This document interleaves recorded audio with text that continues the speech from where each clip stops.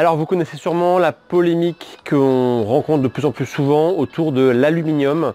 L'aluminium, c'est un minéral qui est très présent dans tout ce qui est produit industriel. On en trouve dans les aliments qu'on mange, on en trouve même dans l'air qu'on respire. Et c'est aujourd'hui en fait quelque chose qui est assez reconnu comme étant quelque chose de mauvais pour la santé. C'est quelque chose qui abîme en fait la santé et qui est de plus en plus incriminé comme étant un responsable de tout ce qui est maladie neurodégénérative comme Alzheimer et Parkinson.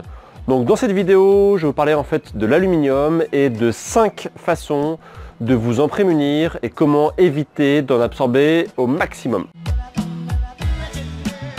Et bien déjà, il faut savoir que l'aluminium, c'est un produit qui est extrêmement abondant sur Terre. C'est un des minéraux les plus présents sur Terre. Donc déjà, il coûte très peu cher à l'achat. On en trouve facilement et ça a plein d'avantages pour les industriels. Par exemple, il faut savoir que les industriels en mettent dans les aliments parce qu'en fait, ils permettent de retarder l'oxydation des aliments. Donc ça permet justement d'augmenter leur durée de conservation. Et on en trouve aussi par exemple dans tout ce qui est produits cosmétiques comme les crèmes par exemple ou les déodorants. Il permet en fait d'augmenter la pénétration des produits. Quand vous mettez une crème sur votre peau, eh bien la présence d'aluminium va permettre d'augmenter, d'accélérer en fait la vitesse à laquelle le produit rentre dans votre peau. Alors vous allez me dire, ok, mais on trouve pas mal de minéraux dans notre corps. Effectivement, on trouve plein de minéraux comme du cadmium, de l'or, du fer bien sûr.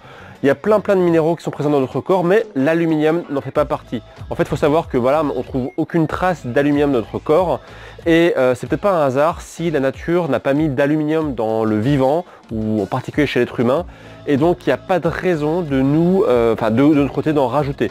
Donc c'est pour ça qu'on va essayer au maximum d'essayer de fuir ce produit, parce que tout simplement, la nature ne l'a pas prévu pour nous. Alors l'aluminium, en fait, une fois qu'il est présent dans le corps, eh bien, il va aller un peu partout et particulièrement dans le cerveau. Et c'est là le gros problème, c'est qu'une fois qu'il est dans le cerveau, eh bien, il ne peut plus partir, il est bloqué et donc c'est là qu'il risque de s'accumuler. Le problème, c'est qu'en s'accumulant, eh bien, en fait, il va générer de l'inflammation.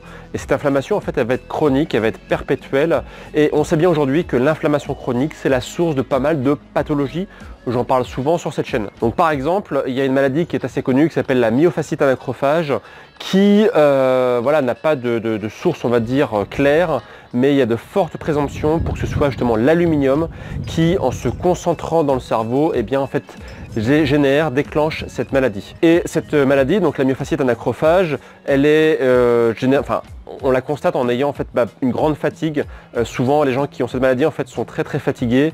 Ils ont des problèmes musculaires, des douleurs à répétition et surtout en fait on estime que ça augmente considérablement le risque d'avoir la maladie d'Alzheimer. On estime que la probabilité de développer Alzheimer avec la myofasciite anacrophage est de x2. Donc justement aujourd'hui, comment échapper à l'aluminium? Comment éviter absolument d'avoir ce produit dans votre corps? Même si aujourd'hui, effectivement, il n'y a pas de preuves scientifiques concrètes, on va dire qu'on va jouer le principe de précaution.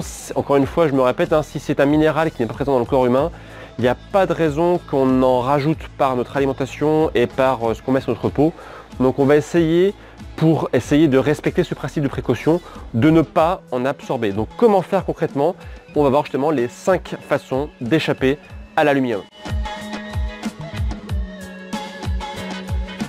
La première façon, eh bien, ça va être d'essayer de minimiser absolument les produits cosmétiques que vous utilisez au quotidien et en particulier bien sûr ceux qui contiennent de l'aluminium ou des sels d'aluminium. Alors attention parce que l'aluminium est jamais présent sous forme directement de minéral aluminium, il est souvent sous forme de sel, c'est-à-dire en fait qu'il s'associe avec d'autres atomes pour former en fait un sel, etc., etc. Donc vous savez par exemple que dans les déodorants on met de l'aluminium, ça permet notamment de resserrer les pores de la peau, donc d'empêcher la transpiration et ça favorise du coup le passage du produit actif. Le problème en plus des déodorants, c'est que notamment chez les femmes, eh bien, elles s'épilent sous les bras et lorsqu'on met un déodorant sur une zone qui est épilée, eh bien, la peau en fait elle est lésée. Il y a des micro-liaisons qui se forment au niveau de la peau et ça augmente considérablement du coup la pénétration pénétration de l'aluminium à l'intérieur de la peau. On estime que ça augmente de x6 la pénétration de l'aluminium dans la peau. Donc clairement, si vous avez des déodorants avec aluminium, essayez de ne plus les utiliser. Attention aussi aux déodorants avec de la pierre d'Alain. La pierre d'Alain en fait reste de l'aluminium sous forme, comme j'expliquais tout à l'heure, d'une composition légèrement différente, mais ça reste de l'aluminium. Donc tout ce qui est pierre d'Alain, on va aussi mettre ça à la poubelle. Si jamais vous devez mettre quand même du déodorant, eh bien en fait attendez plusieurs heures pour que les micro-lésions de votre peau se referment afin justement de minimiser la pénétration de l'aluminium. Plus globalement, essayez de minimiser en fait tout ce qui va être crème industrielle. Essayez absolument d'aller vers des produits naturels, comme notamment des produits à base de coco, qui sont des produits voilà, que vous pouvez faire chez vous, qui sont largement qui sont très efficaces et qui marchent très bien.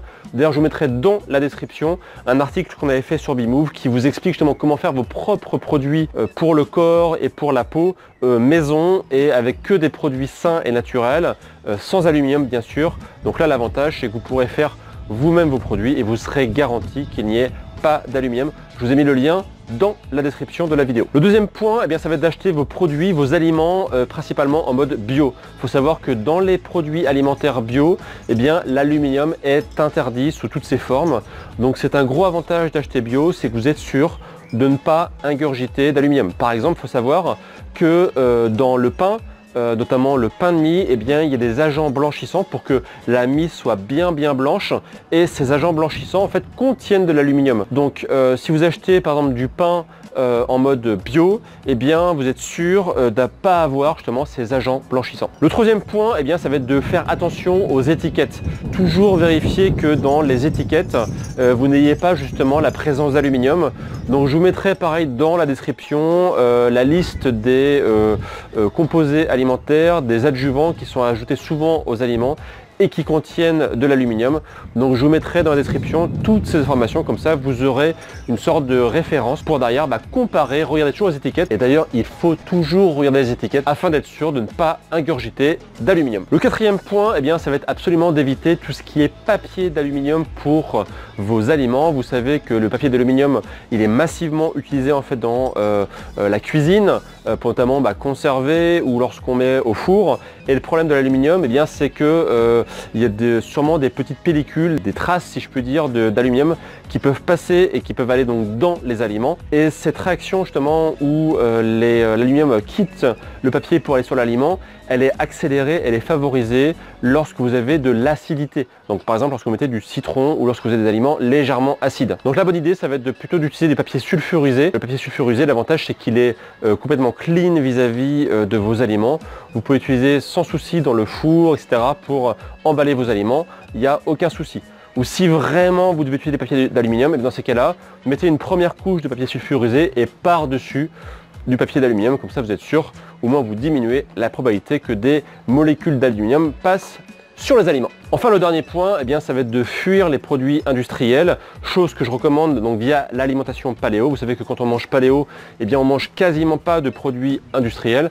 Si vous achetez des produits industriels comme des confiseries, des gâteaux, voilà, il y a plein de produits qui contiennent de l'aluminium, comme j'expliquais tout à l'heure.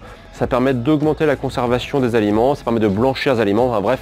Les industriels vous trouveront toujours plein d'avantages de mettre de l'aluminium dans les aliments en version industrielle. Donc fuyez ces aliments, fuyez les produits industriels et allez plutôt vers les produits naturels, les produits justement qui sont le plus brut possible, le plus vivant possible, afin justement de fuir l'aluminium. Je pourrais aussi parler des vaccins. Les vaccins, c'est un sujet assez complexe et vous savez qu'aujourd'hui, dans les vaccins modernes, il y a de l'aluminium pour justement accélérer en fait la réaction immunitaire, pour accélérer le processus de vaccination. J'en parlerai peut-être dans une prochaine vidéo. Le sujet est un peu complexe, j'en parlerai pas aujourd'hui, mais clairement c'est vrai que la vaccination peut être une source de contamination. Donc on en parlera dans une prochaine vidéo. Donc voilà, j'espère que ça vous a plu. N'hésitez pas à mettre un petit pouce bleu et à vous abonner à la chaîne YouTube. En ce moment, je publie une vidéo par jour. Et justement, si vous voulez avoir une alimentation qui va être sans aluminium, allez vers une alimentation qui est donc non industrielle, l'alimentation paléo. Et j'ai fait une formation justement complète où je vous explique pas par pas comment passer en mode paléo, et bien cette formation elle est gratuite et vous y avez accès tout de suite. Je vous mets le lien juste en dessous et vous avez juste à cliquer pour la télécharger. N'hésitez pas. Et moi je vous dis donc à demain pour de prochaines vidéos et d'ici là bien sûr, prenez soin de vous. Ciao!